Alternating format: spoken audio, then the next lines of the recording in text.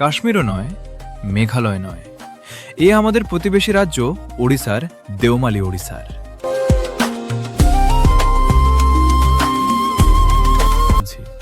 আর সেই সঙ্গে হাওয়ার দাপট সহ্য করছি। বারবার মনে হচ্ছে যে ওই জায়গাটায় পৌঁছে হয়তো তো লক্ষ্য পেয়ে যাব।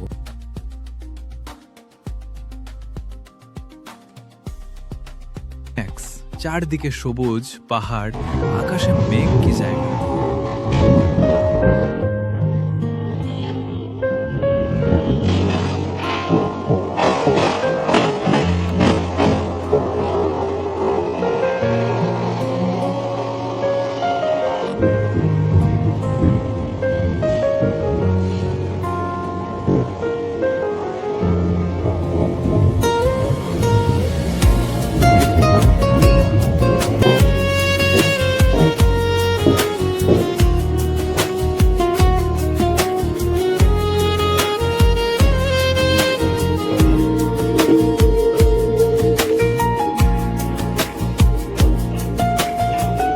টিকিট রয়েছে, পার গাড়ি হচ্ছে 100 টাকা।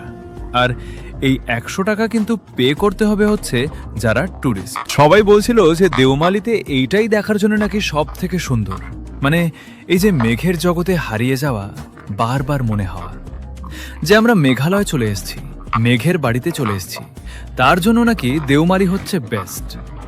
এটা আপনারা অনুভব করবেন যখন আপনাদের প্রোগ্রামে এই কোকোরাকপুট এই দেওমালিকে থাকবে।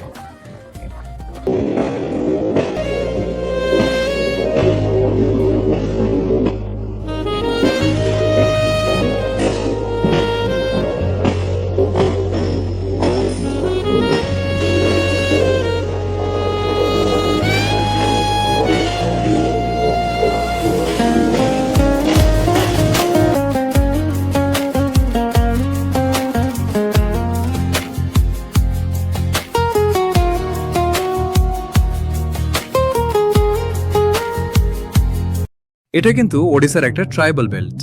এখানে অনেক রকম ট্রাইবাল রয়েছে, কান্দো, ভটিয়া, মালি, এরকম বিভিন্ন ট্রাইবাল রয়েছে। তো এরা যে এখানে গ্রামে থাকে, এরা যে যাতায়াত করে, এখানে কিন্তু বাস সার্ভিসও রয়েছে। মাঝে মধ্যে আমি 2-1টা বাস দেখতে পাচ্ছি যে ওরা শহরে যায় বা শহর থেকে ফিরে। যাওয়ার পথে আমরা যখন নিচে ছিলাম তখন দেখছিলাম যে পাহাড়ের উপরে সব মেঘগুলো জমে রয়েছে, মেঘগুলো ভেসে বেড়াচ্ছে, বা বলা যেতে পারে মেঘ তার রাজ্যে বিচরণ করছে। রাস্তার পাকদণ্ডি বেয়ে বেয়ে আমাদের গাড়ি যখন ক্রমশ উপরে উঠছে, তখন এই মেঘগুলোর সাথে না আমরা ক্রমশ আমাদের ঘনিষ্ঠতা স্থাপন করছি। তো এবার যখন বাইরে হাত রাখছি এরকম।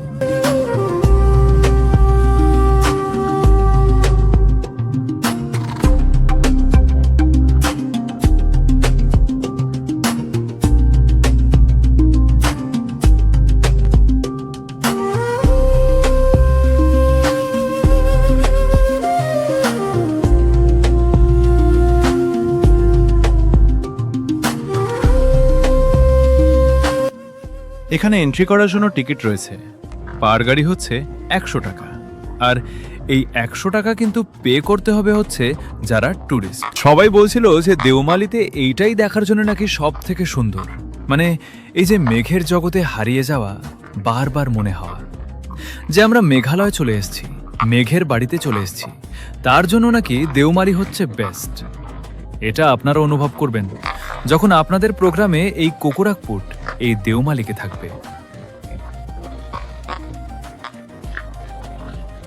দার্জিলিং নয়, কার্শিয়াং নয়, কাশ্মীরও নয়, মেঘালয় নয়, এ আমাদের প্রতিবেশী রাজ্য ওড়িশার দেওমালি ওড়িশার।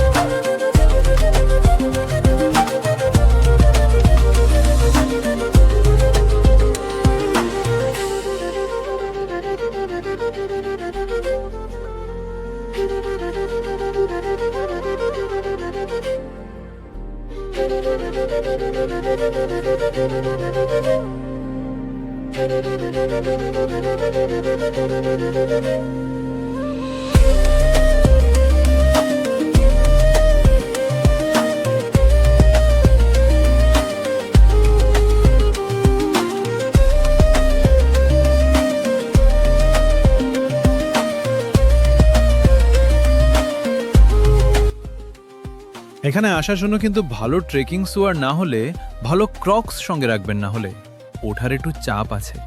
সব পাথর তো স্কিড করার চান্সটা বেশি থাকে।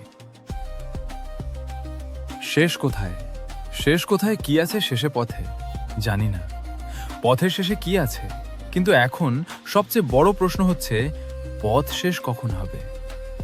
বারবার মনে হচ্ছে যে ওই জায়গাটায় পৌঁছে হয়তো লক্ষ্য পেয়ে যাব। এই জায়গায় পৌঁছে নিজের শ্বাস প্রশ্বাসের আওয়াজ এই শুনছি, আর সেই সঙ্গে হাওয়ার দাপট সহ্য করছি। বারবার মনে হচ্ছে যে ওই জায়গাটায় পৌঁছে হয়তো তো লক্ষ্য পেয়ে যাব।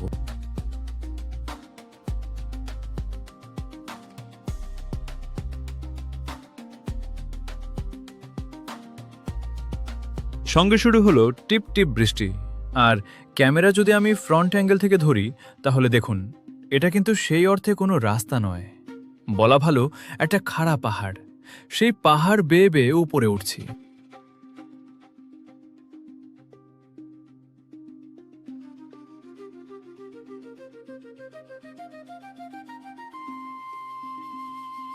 ভুল না করি তাহলে হয়তো লক্ষ্যে পৌঁছে গিয়েছি। এটাই হাইয়েস্ট পয়েন্ট দেওমালির।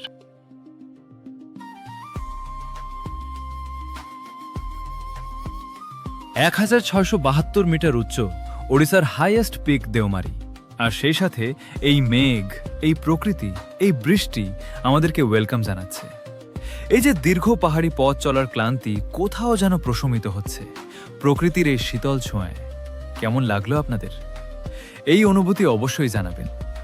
আপনারা দার্জিলিং, কার্সিয়াং, উত্তরবঙ্গ, সিকিম, মেঘালয় অনেক জায়গায় তো ঘুরেছেন, একবার উড়িষ্যাতেও আসুন না, ভালো লাগবে। দেশিয়া দেওমালি।